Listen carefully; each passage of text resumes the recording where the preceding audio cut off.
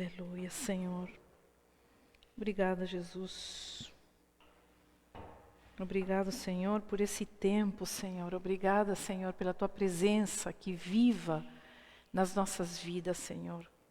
Obrigada, Yeshua, porque Tu estás aqui, Senhor, conosco. Tu estás aqui, Senhor, para nos falar. Tu estás aqui, Senhor, para tratar conosco, Senhor. Tu estás aqui para nos perdoar. Tu estás aqui, Senhor, no nosso coração. Tu estás aqui, Senhor. Obrigada, Senhor. Essa música retrata tão bem aquilo que eu venho compartilhar nessa noite. Meu orgulho me tirou do jardim, mas a tua humildade colocou o jardim em mim. Fala da queda, fala daquilo que nós decidimos, nós em Adão e Eva decidimos fazer quando estávamos em completa comunhão com Deus. E essa ruptura que nós escolhemos, a humanidade escolheu se afastar de Deus, escolheu a independência que nos deixou escravos, uma independência que não nos trouxe vida, uma independência que nos escravizou, que nos colocou debaixo de um jugo chamado medo, culpa, pecado. E a palavra que nós queremos meditar nessa noite, que retrata muito, que fala muito disso que nós terminamos de cantar, está lá em 1 Reis, capítulo 17 e versículo 1. Uma palavra bem conhecida daqueles leitores da Bíblia, muito um personagem cativante, que foi Elias. 1 Reis, capítulo 17, versículo 1.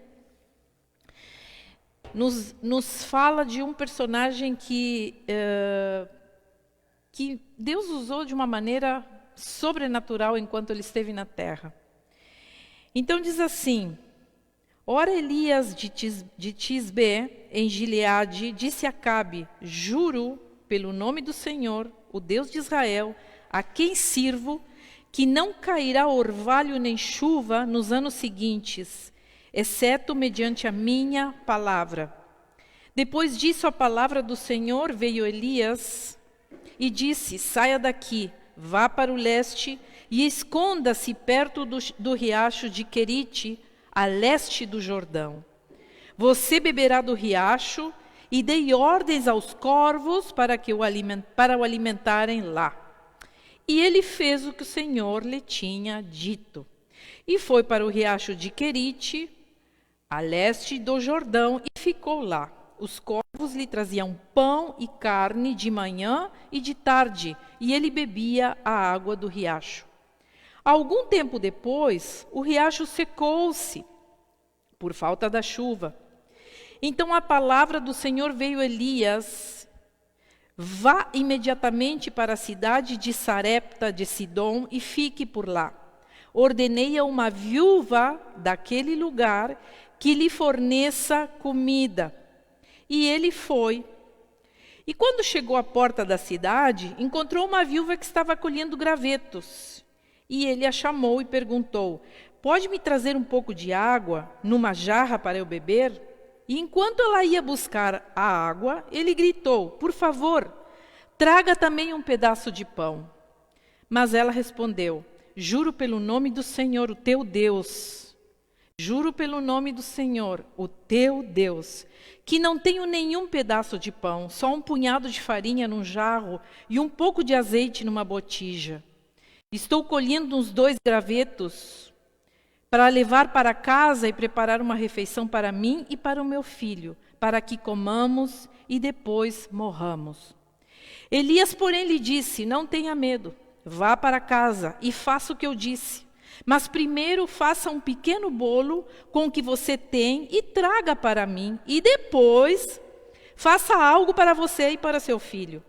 Pois assim diz o Senhor, o Deus de Israel: a farinha na vasilha não se acabará e o azeite na botija não se secará, até o dia em que o Senhor fizer chover sobre a terra.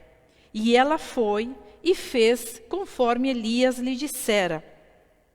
E aconteceu que a comida durou muito tempo para Elias e para a mulher e sua família, pois a farinha na vasilha não se acabou e o azeite na botija não se secou, conforme a palavra do Senhor proferida por Elias. Até aí a palavra do Senhor. Que palavra! Isso é uma das coisas, das tantas coisas que Deus fez através de Elias, o tisbita. Elias era um homem completamente focado na sua missão. Elias foi um dos profetas, daqueles que a memória foi contada, os seus feitos foram contados de geração a geração, até Jesus, depois de Jesus. Então, Elias era uma referência do povo de Israel depois desse tempo, porque Deus fez tantas coisas através da palavra proferida de Elias. Deus usou tanto a vida de Elias sobre o seu povo, que houve uma marca naquele povo. Ele ficou sendo uma figura de referência para muitos profetas depois que viriam depois dele. Mas, se nós olhamos o contexto um pouquinho, porque nós não podemos tirar um acontecimento como este do seu contexto. Israel tinha, depois de tudo que Deus fez com Israel, tinham saído do Egito, Deus tinha levado eles, enfim, Deus tinha se manifestado a eles de diferentes formas, Deus tinha feito várias coisas maravilhosas em meio ao povo, Deus tinha restaurado completamente. No entanto, quando Elias entra em cena em Israel, Israel tinha esquecido do Deus que levava o seu nome, né? O Deus de Israel. Israel estava completamente vivendo numa idolatria, entregue completamente a outros deuses, a outros caminhos, a outras crenças. E então Elias chega naquele momento e começa a proferir a palavra de Deus. Voltem-se a Deus. Voltem-se a Deus, esse não é o caminho, vocês vão sofrer consequências, vocês estão se afastando daquilo que Deus chamou vocês a fazerem como povo e como nação. Mas parecia que quanto mais Elias falava, mais as pessoas se voltavam com ele, principalmente o rei Acabe, e junto com a sua mulher Jezabel, a tão conhecida Jezabel. Eles se voltaram numa perseguição ferrenha a Elias, por considerarem que as palavras de Elias não estavam de acordo com aquilo que eles queriam ouvir. Não era o que eles queriam ouvir, eles não queriam. Principalmente Jezabel era uma mulher que estava completamente voltada aos seus deuses, nem era do povo de Israel, então ela era... A idolatria cada vez tomava mais... O cenário da idolatria cada vez era mais forte em Israel, naquele momento. Então havia uma grande crise no país causada por essa idolatria. E Deus então ordena para ensinar ao seu povo, Deus permite uma seca que durou nada mais e nada menos do que 3 anos e meio, para ensinar ao povo que eles deveriam se voltar a Ele. Deus agia de uma outra maneira naquele momento. Jesus ainda não tinha vindo, o Messias ainda não tinha vindo, Deus tinha um outro agir sobre o povo, mas o fato é que Deus primeiro dá a chance deles se arrependerem, eles não se arrependem, então Deus ordena uma seca. E a região toda foi afetada por aquela seca, através da boca de Elias que diz, virá uma seca, então vocês verão o que é uma crise. Então a falta da chuva trouxe também consigo, obviamente, a falta do alimento. Não tem chuva, não tem colheita, não tem plantações, a plantação morre, não temos o que comer. Então, há uma tremenda escassez, o povo começa a passar literalmente fome. A fome começa a tocar cada lar, começa a chegar em cada família, dali de toda a região. E Deus então manda Elias sair dali do meio onde ele estava, porque Acabe e Jezabel estavam furiosos com Elias, por tua causa nós estamos assim. Eles nunca conseguiram enxergar como algo que eles tinham feito, mas por tua causa, Elias, porque tu falou é que nós estamos assim. Então Elias, para salvar a sua vida, foge, e então Deus manda Elias ir, esconde-te ali no riacho, porque eu vou prover para ti. Então, sabe o que usa Deus naquele momento? A palavra é bem clara. Terminamos de ler, corvos. Os corvos começam a trazer o alimento a Elias, pão e carne durante a manhã e durante a tarde. E ele bebia da água do riacho. Mas em algum momento o riacho então seca, por causa da falta da chuva. Então, para Deus continuar suprindo Elias do alimento, então Deus manda Elias a Sarepta, que era uma região fora de Israel. Era uma cidade completamente fora de Israel. Não pertencia ao povo de Israel. E ele vai dizer, olha, eu estou ali providenciando uma viúva para que tu possas te sustentar dela virá o sustento. Aí nós pensamos assim, uma viúva rica? Não.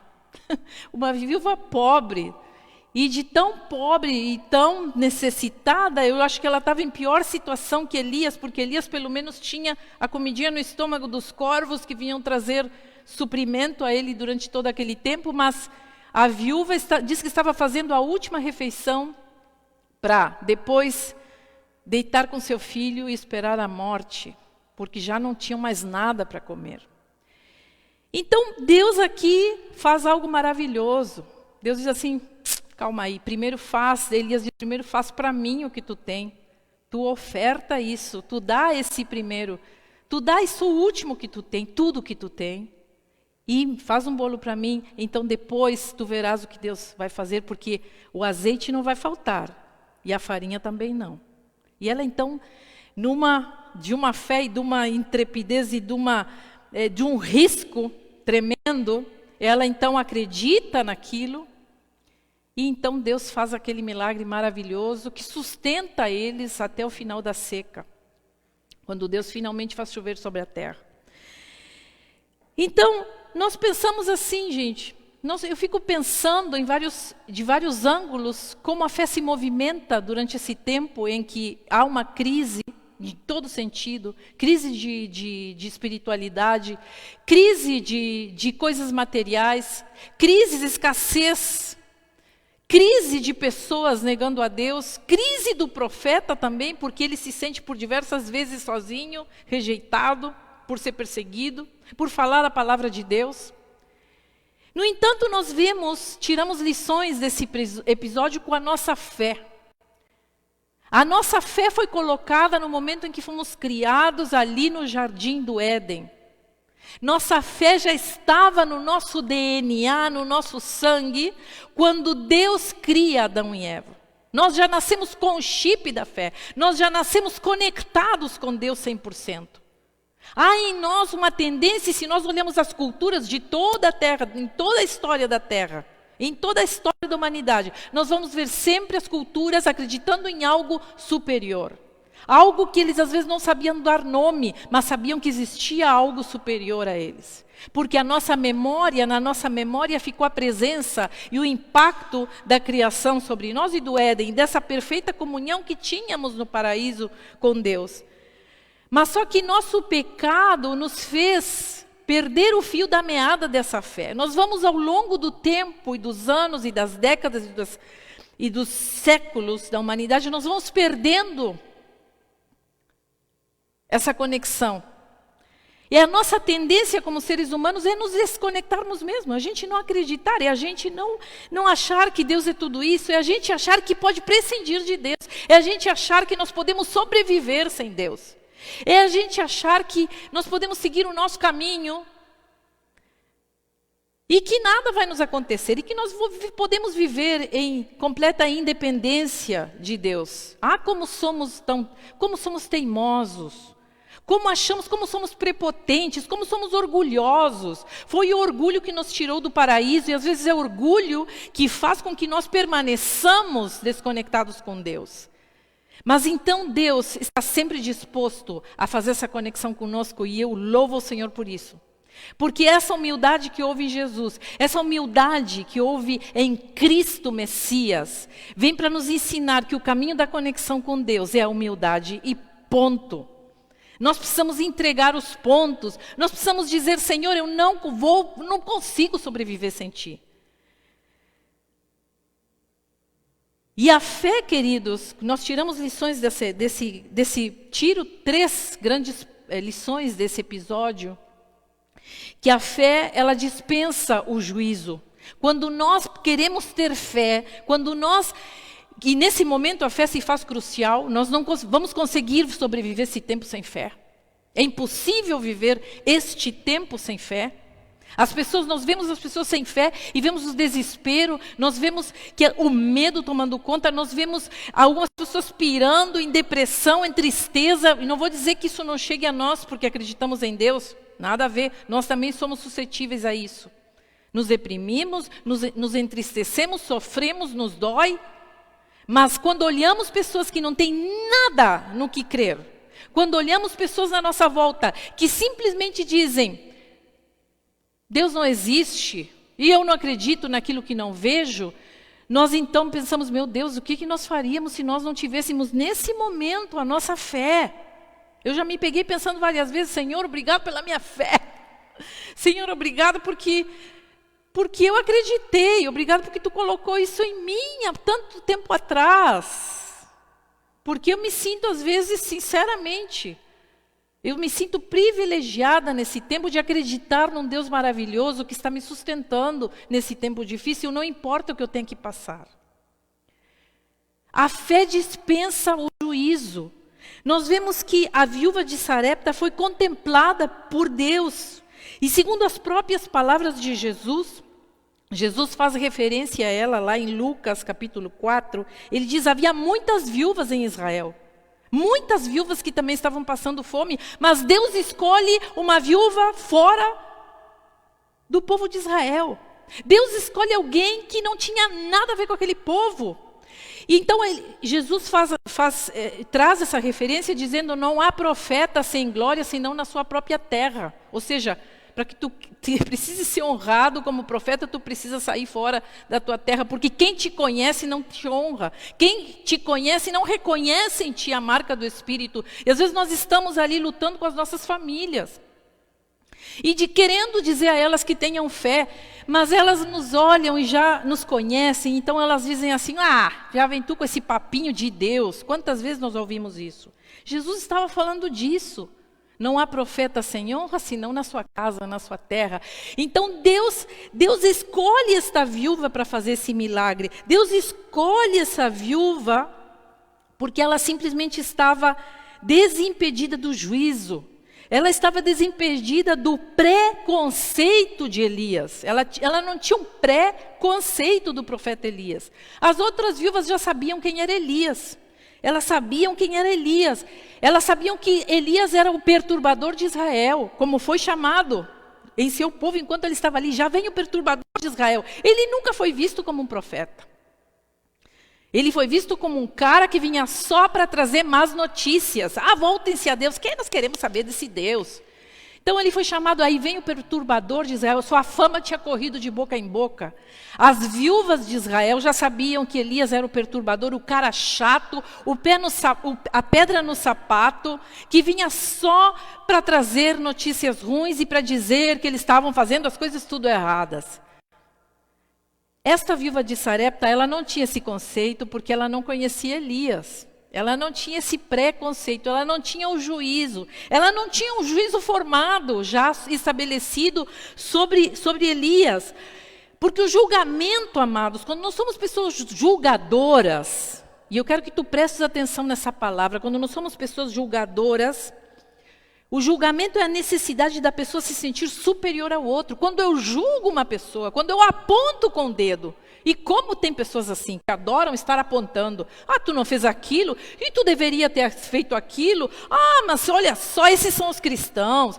Mas olha, essa é a igreja, esses são os pastores. Como vimos isso todos os dias? Como tem pessoas que estão sempre com seu dedinho, esse aqui, sempre assim, para todo lado, para torto e direito, culpando as pessoas, dizendo o que elas deveriam de fazer, trazendo juízo, seu juízo, do qual muitas vezes nós somos vítimas, ou às vezes nós somos os julgadores. E nós estamos longe disso, Nós, como seres humanos, adoramos um julgamento, adoramos um juízo, adoramos dizer alguma coisa sobre alguém.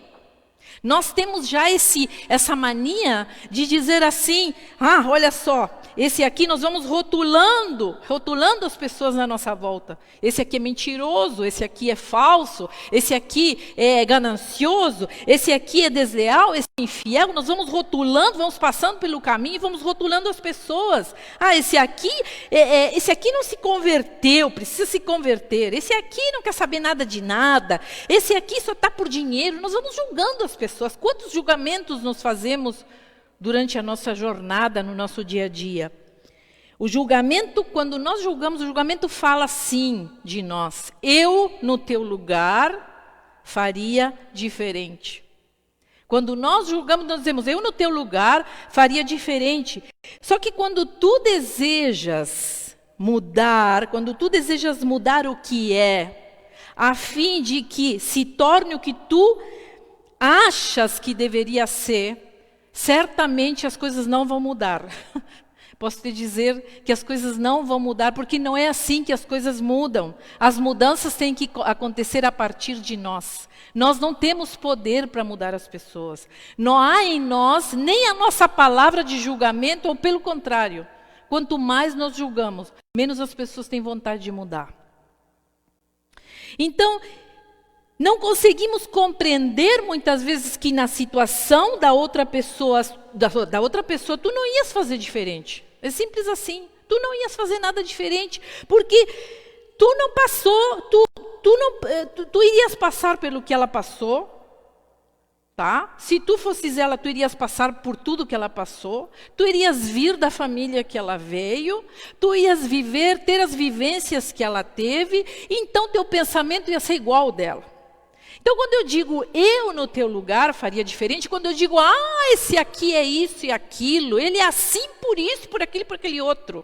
Ou seja, eu faria diferente, porque eu sou superior. Imagina se eu não ia estender minha mão para ajudar a todo mundo nessa hora. Que fácil é falar.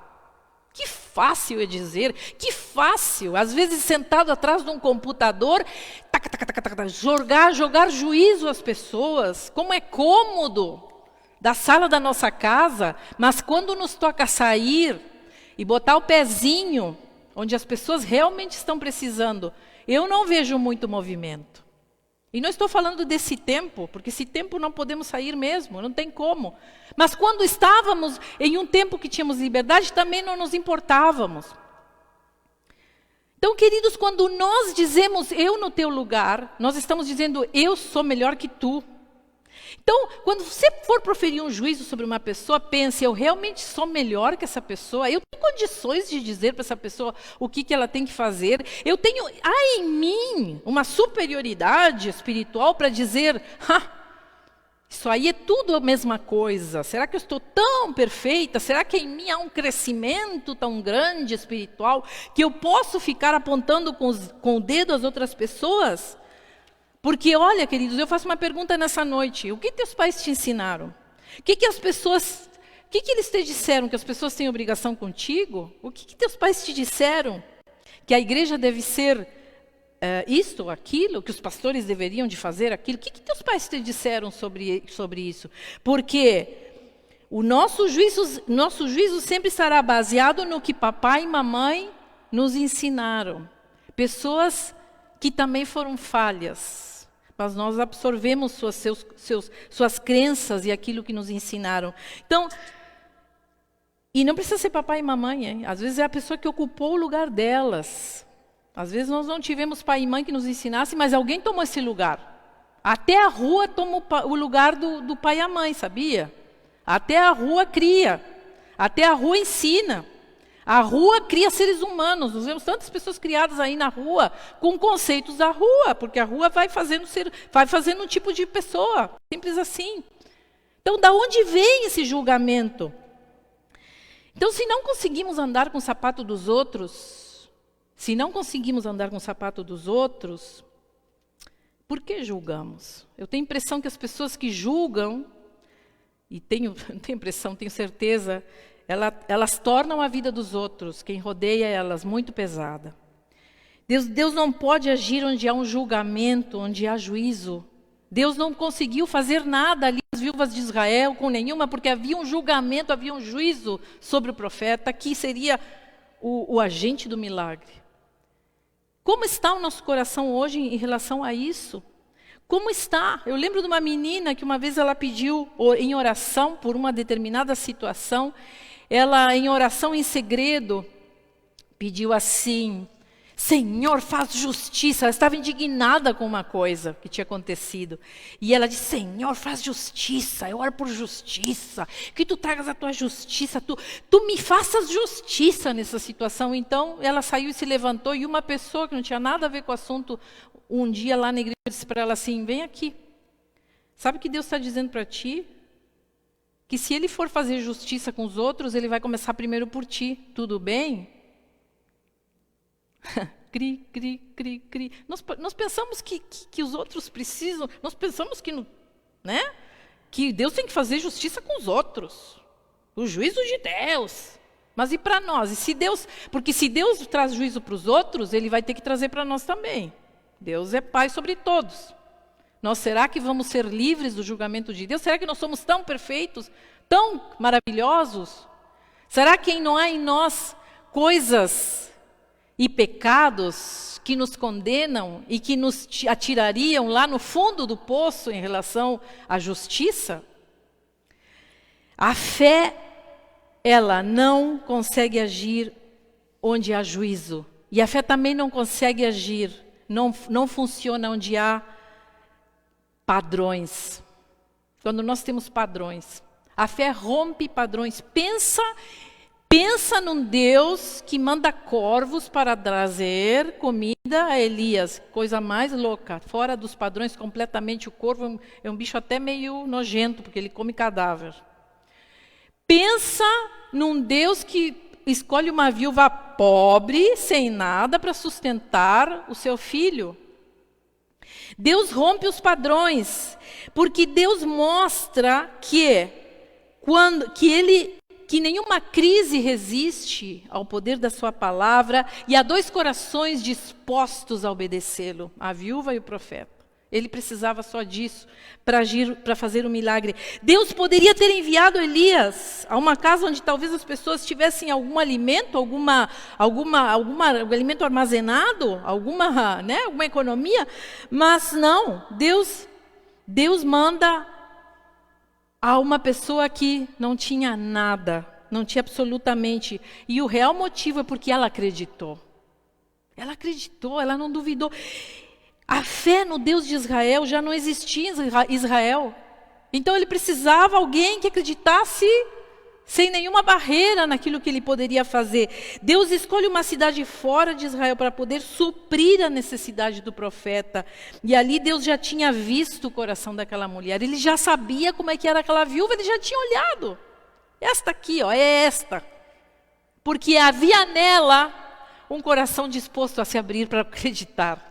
Simples assim. Senão o milagre não teria acontecido. A fé rompe padrões. Não espere que Deus vai trazer e fazer o teu milagre, o que tu estás esperando, através dos padrões que tu já estás acostumado. Normalmente Deus faz milagres por jeitos que a gente menos espera. Eu sou testemunha disso. Deus fez isso em mim. De quando eu menos esperava, Deus então abriu uma porta e digo: que por aqui, Senhor? Se é por aqui, vamos lá. Então Deus às vezes nos surpreende. Deus é craque em nos tirar dos nossos esquemas. Nós queremos do nosso jeitinho, quadradinho, bem feitinho. Senhor, é aqui, quero desse jeito, Senhor. Então, Senhor, olha assim, esse cara, eu tenho coisas tão melhores que isso aí. Desiste, cai fora, isso não é o que eu quero. Não é esses padrãozinhos teus, eles estão muito certinhos, eles estão todos dentro dos teus esqueminhas. Eu sou um Deus que está acima dos teus esquemas. E o Senhor está falando isso para ti nessa noite. Quais são os esquemas que tu tens colocado para o Senhor em meio a essa pandemia? Deus diz assim: eu estou acima dos teus esquemas. Porque a fé rompe padrões. A fé corre riscos também, corre riscos. É outra lição que tiramos maravilhosa dessa passagem: a fé corre riscos. A viúva poderia desconfiar da intenção de Elias? né? Dizer, se aqui o que quer é comer minha última comida, e depois vai embora e me deixa aqui morrendo. Mas ela então escolhe confiar e dar prioridade ao homem de Deus. Ter pouco nas mãos precede ao milagre, isso é outra coisa.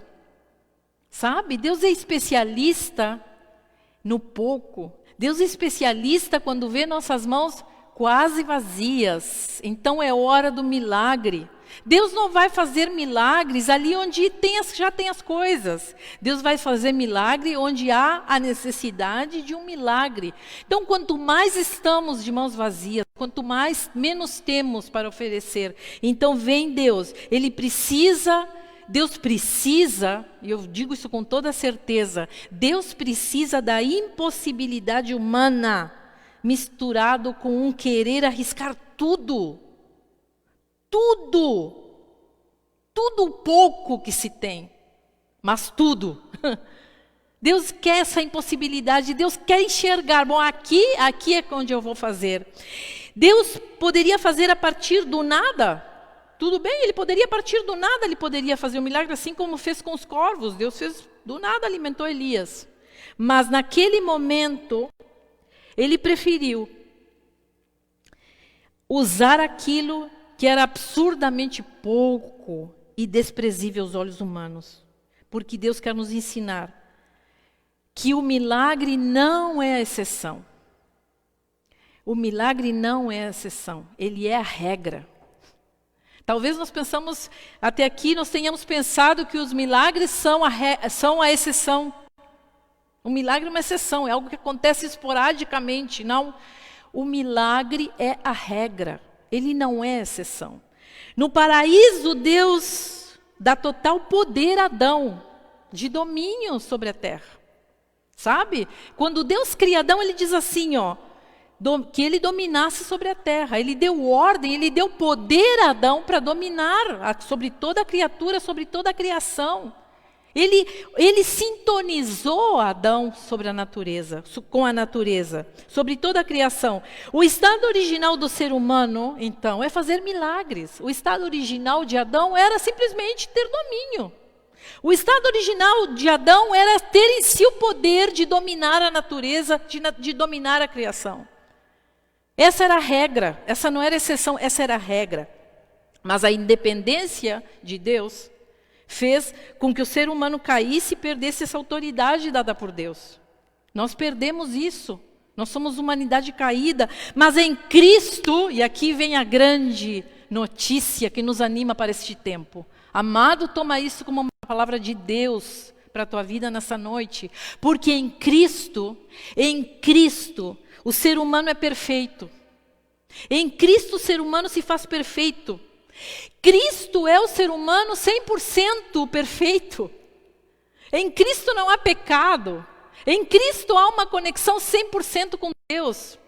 Ele anda sobre as águas, porque ele é um ser humano perfeito. Ele anda sobre as águas, ele multiplica o alimento, ele cura, ele dá ordens à tempestade para parar. E ao vento, mar, para tudo aí, por uma só palavra, calma, calma, deu. Em Cristo o ser humano é perfeito, não só porque ele era Deus, porque nós temos a tendência, nós acreditamos que Cristo fez aquilo porque ele era Deus. Mas ele era 100% homem.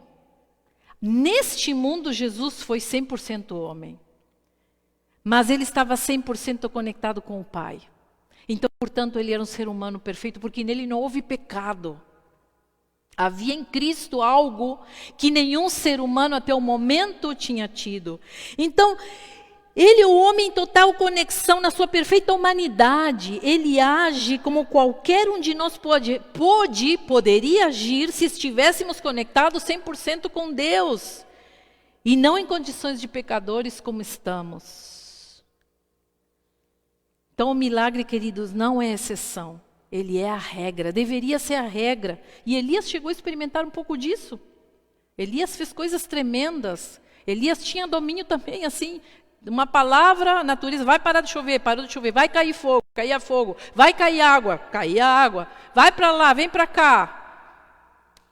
Em Elias muitas coisas aconteceram, porque ele era um homem que estava completamente submisso e obediente e alinhado com aquilo que Deus queria fazer na sua vida.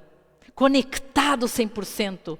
E Cristo veio para nos dizer, gente, isso é possível, vocês farão coisas maiores do que eu. Às vezes nós olhamos para Cristo e dizemos, não, mas ele fez porque era Cristo. Jesus fala assim, vocês farão coisas maiores. Vocês me viram fazer isso, vocês farão coisas maiores do que eu. Não só o que eu fiz, mas coisas maiores. Sabe por quê? Porque ele diz assim, conectem-se com Deus. Eu vim para vocês se conectarem, para vocês reconectarem a fé perdida do Éden. Para vocês fortalecerem a fé de vocês, para vocês renascerem e fazerem nascer uma fé tão original e tão pura quanto houve lá no Éden. Então nós veremos os milagres acontecendo. Não espere milagres sem colocar tudo de si. É um requisito. Nós às vezes não queremos colocar tudo de nós. Nós estamos às vezes esperando que alguém, que o pastor faça. Não, mas isso aqui é coisa do pastor. Isso aqui é coisa do pastor, da pastora. Às vezes nós estamos esperando, isso aqui é coisa do líder. Isso aí só os líderes.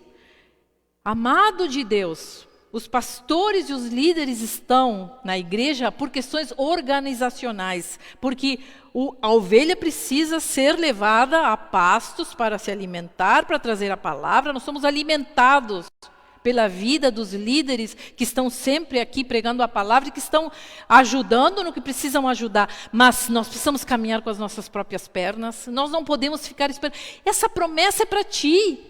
Essa promessa não é só para mim que sou pastor, essa promessa é para todos nós que acreditamos que Jesus veio para nos salvar, nos trazer vida e reconectar essa fé perdida.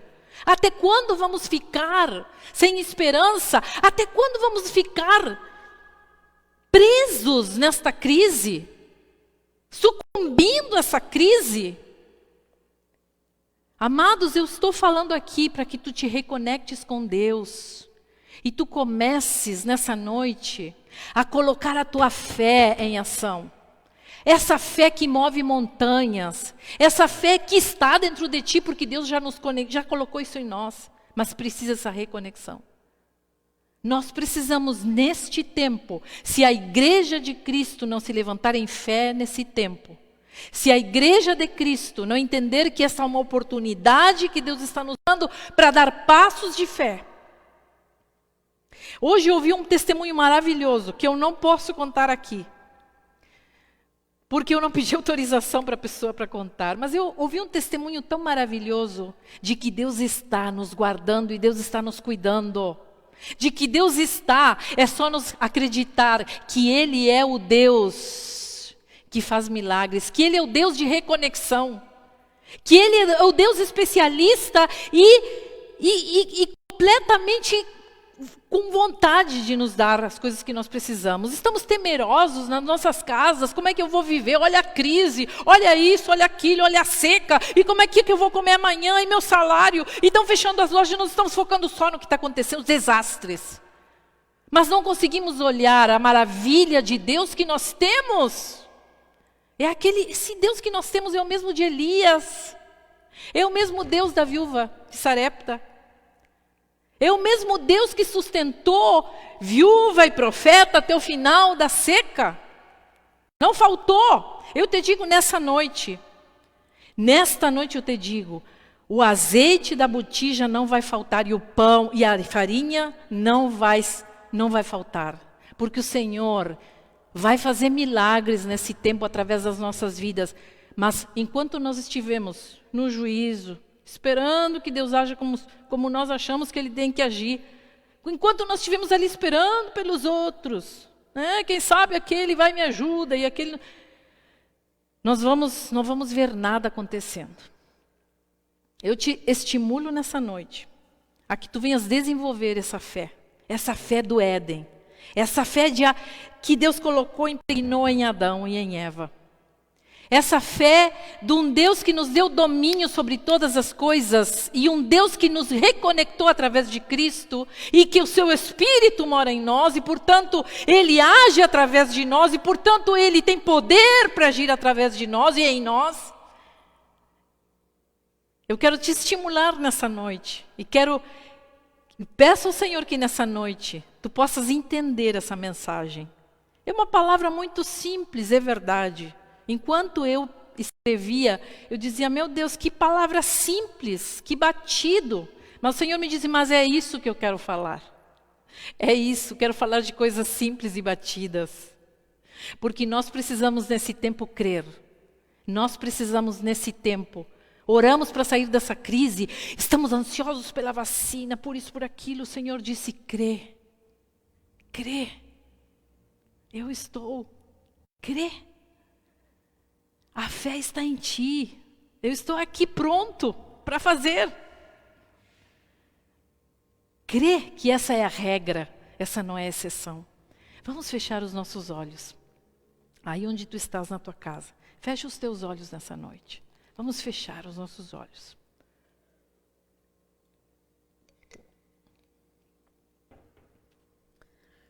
Oh, Senhor amado, obrigado, Senhor, pela tua presença nas nossas vidas, Senhor. Obrigado, Senhor, porque tu viesses para nos reconectar com Deus.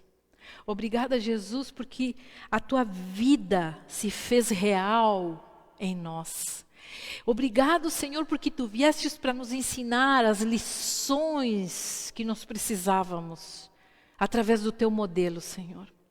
Obrigado porque tu não viesse só para mostrar que tu eras um Deus de poder e maravilhas, mas tu viesse nos dizer que nós podíamos fazer as mesmas coisas que tu fez, Senhor. E que tu veio para nos mostrar, nos ensinar a fazer essas coisas, Pai.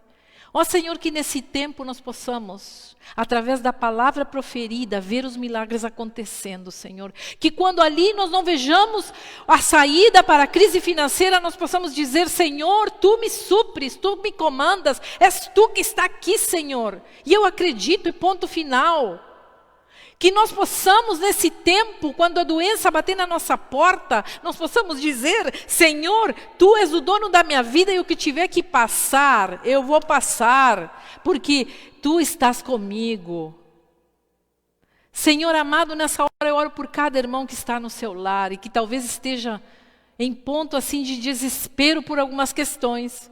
Eu oro por aqueles que têm se desanimado, não vendo essa crise passando. Eu oro por aqueles que estão temerosos. Eu oro por aqueles que não têm ninguém do seu lado, Senhor. Eu oro por aqueles que se sentem sozinhos.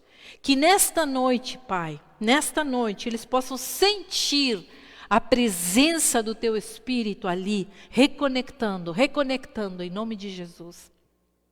Ó Senhor, que isto que eu estou sentindo nessa noite, Pai, que a Tua presença maravilhosa possa ser levada, Tu possas estar ali em cada lar, Senhor. Isso possa ser, de alguma maneira, levado a cada lar que está nos ouvindo nessa noite, Pai.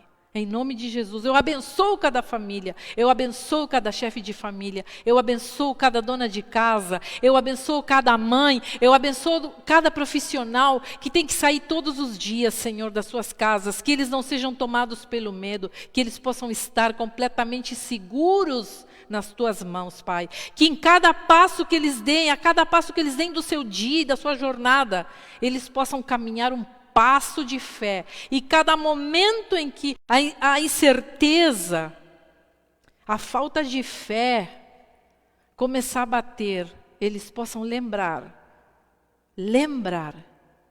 que Tu és um Deus que supriu Elias, que fez os milagres acontecerem, que trouxe o sustento em meio a uma terra seca e árida.